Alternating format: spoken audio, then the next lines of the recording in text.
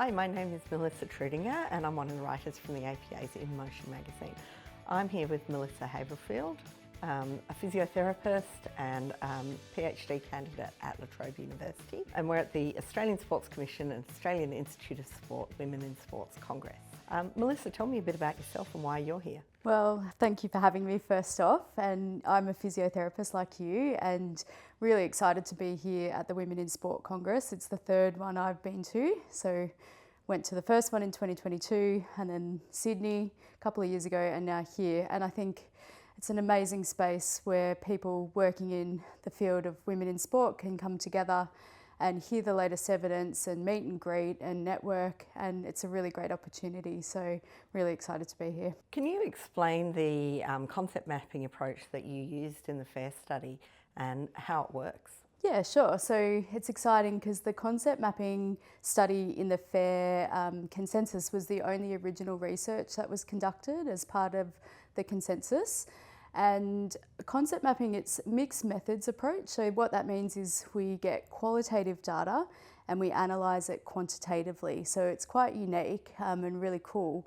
And it's a way we can get the expert voice into the research where there's not a lot of research that exists in that space. Concept mapping, we basically get the experts to brainstorm as many ideas as they can in response to a prompt, and then we get them to thematically sort the ideas into groups that make sense to them, and we get them to rate and all the ideas for importance and modifiability. So it gives us a good direction of where we need to go with future research. So it's an exciting methodology, and it gives a nice visual map as well, which is really nice to look at as well. So what were the outcomes from the concept mapping study? Yeah, we had 66 experts from all over the world, so it's really amazing.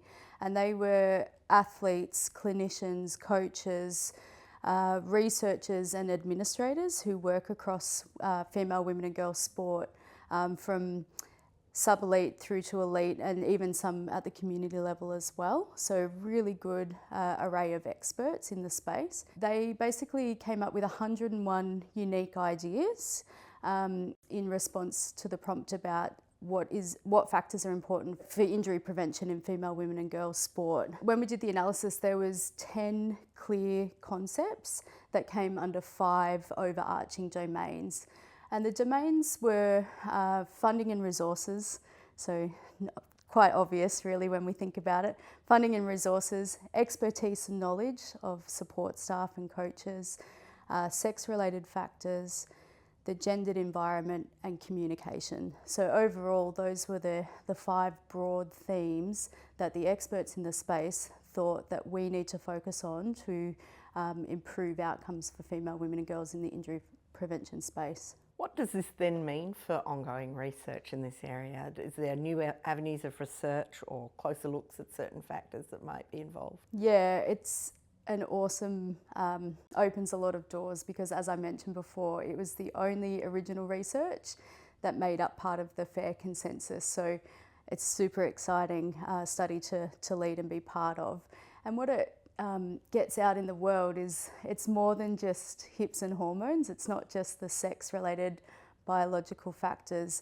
It's also the sporting environment. It's the gendered aspect of the sporting environment. So thinking about safety, thinking about how we communicate with female, women and girl athletes.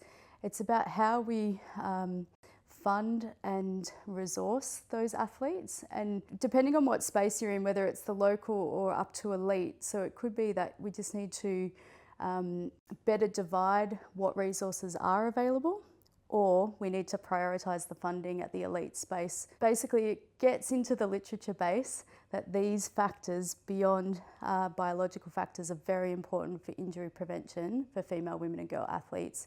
And it's all led by the expert voice. So I think it's really exciting. I'd like to thank you, Melissa, for taking the time to chat with me. No worries.